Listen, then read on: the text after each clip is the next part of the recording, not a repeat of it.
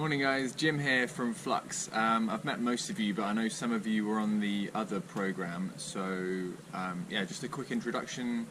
I'm a co-founder of a company called Flux, and we help people and organizations to change the way they work, to grow and run better businesses to make the world a better place. And that's kind of our vibe. And we spent 4 days with the guys on the second round of the program this year in Tirana a few weeks ago. So what I'm going to do here, I've got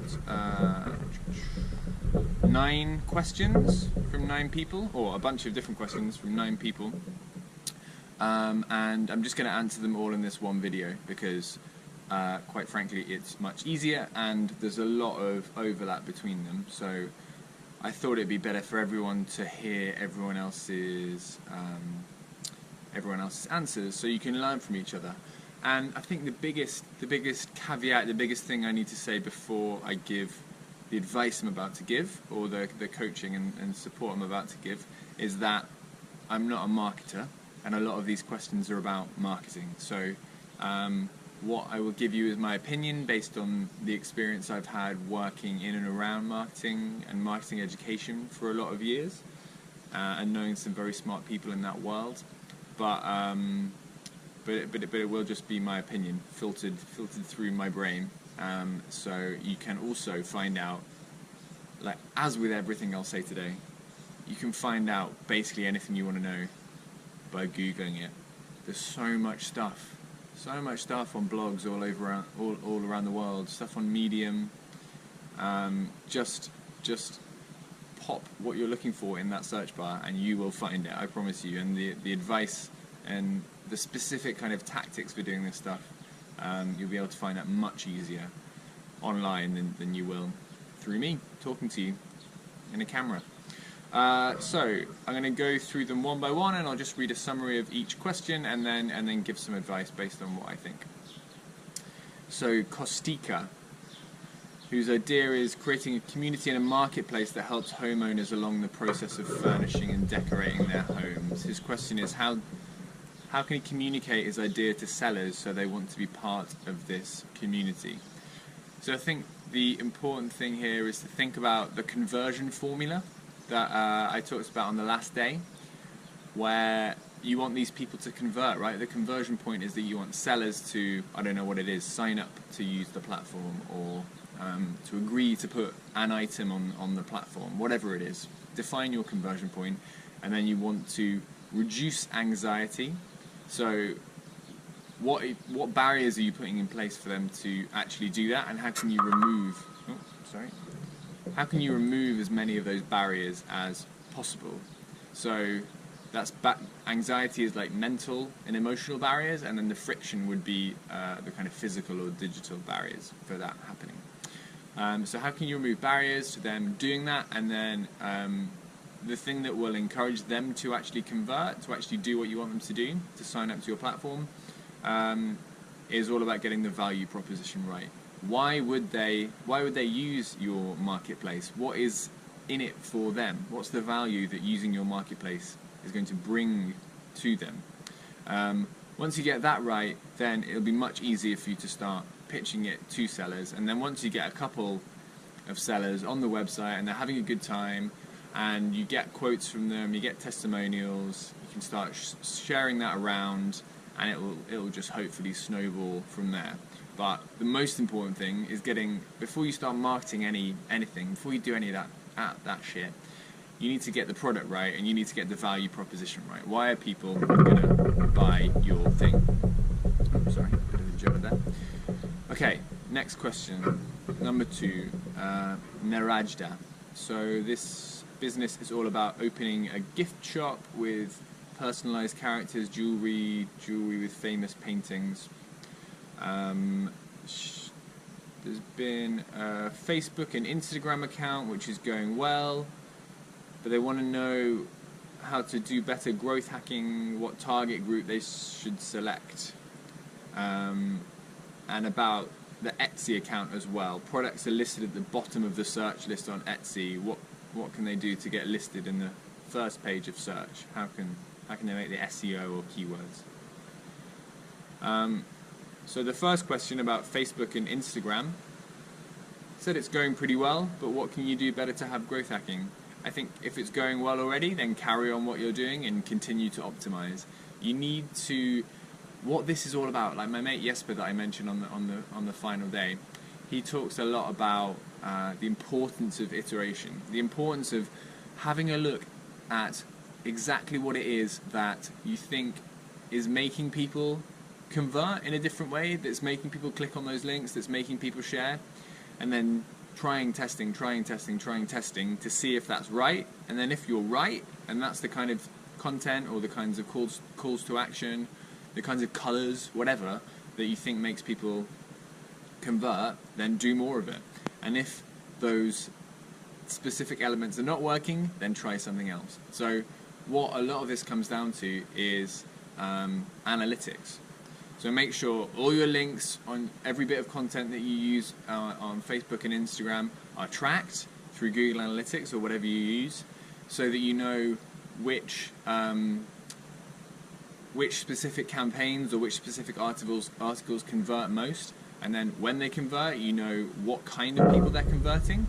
So say you wrote an article about your bracelets or whatever, your personalized bracelets, and you had 20 people click through on the link from the bracelets on Facebook to your website, and then 5 of those people bought bracelets. That's awesome. Then you can follow up with those people and say, what made you buy the bracelet? What was it about the ad that you liked?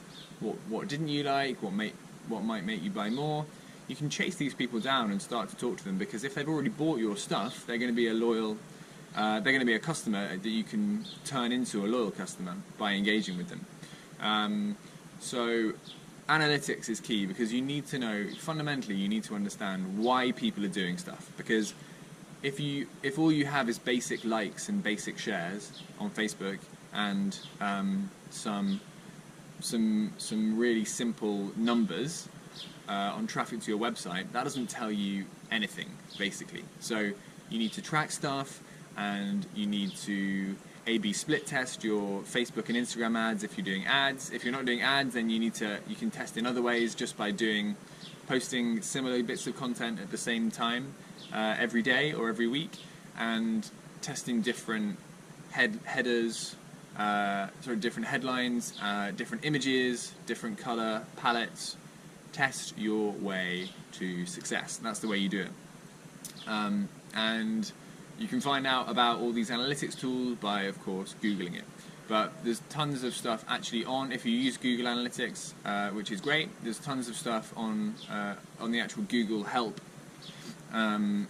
section for analytics that will help you do amazing work there. I'm actually doing the same with the Flux website at the moment. The second question is about Etsy. You need Etsy SEO. Google it. I googled it and found an article on 4 ways to improve your SEO and increase traffic. Written by Etsy. They have an entire seller handbook, which is advice and inspiration for successfully running your Etsy shop. Get that handbook. Google it. Etsy seller handbook. Read through it, highlight the best bits, and then start trying stuff. With this stuff, there's just no quick fix that anyone can tell you that will like growth hack your way to success. It's just bollocks. And if someone is telling you that, then it's untrue. This is hard work.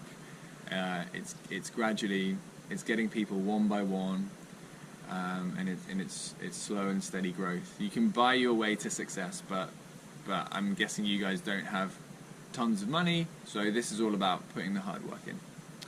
Okay, Anissa has a B2B startup, business to business, which offers business solutions in data analysis, research, big data, prediction and optimization.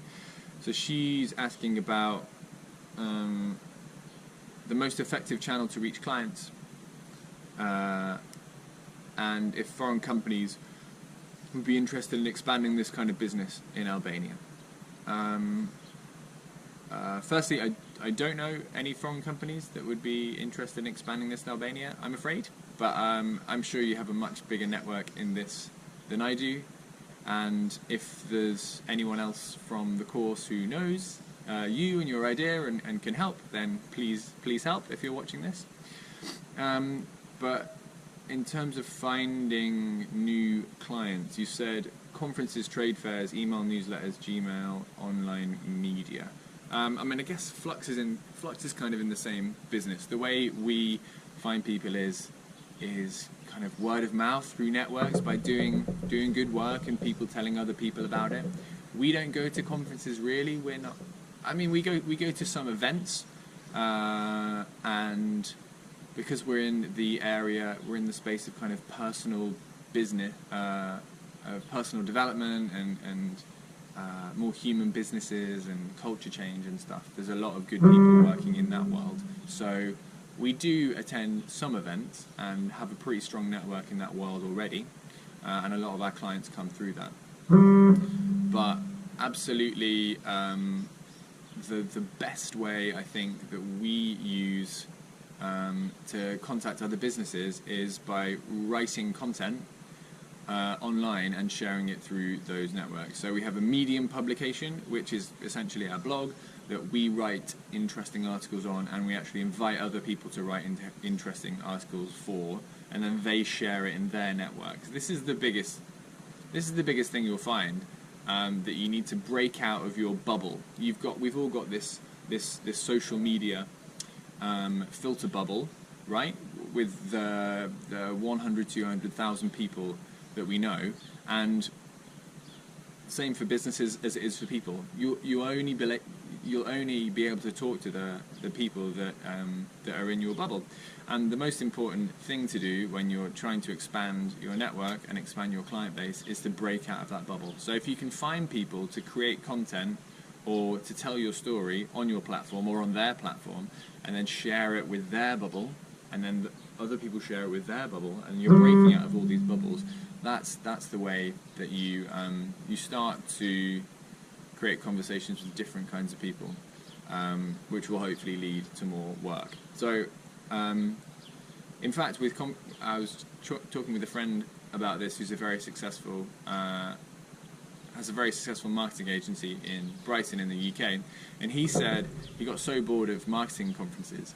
By the end, he was going. Oh, not by the end, because the company's still going, but he doesn't really work there anymore. But by the end of his time there, he started going to other kinds of conferences, like non-marketing conferences, because he got so bored of the conversation there and learned so little that he'd go to like filmmaking conferences or extreme sports conferences, and through that he actually met loads of people that led to more kinds of work. Because if you're in that specific bubble, the ideas are just echoing around, and nobody talks to anyone else new. So maybe go to interesting new events and conferences that will give you access to different kinds of people to expand your business. That's what I do. Cool. So next one is Daniel. Daniel's running the guest house. He's targeting foreign tourists and domestic tourists. So he's got 5 questions here, which I'll tackle each quickly. What do you think will be the best marketing channel to reach each of the client groups? I think you need to go where they are. That's the best channel, where people actually are. Where are they looking for holidays and this kind of thing. So domestically, I don't really know where Albanians look to for their holiday advice.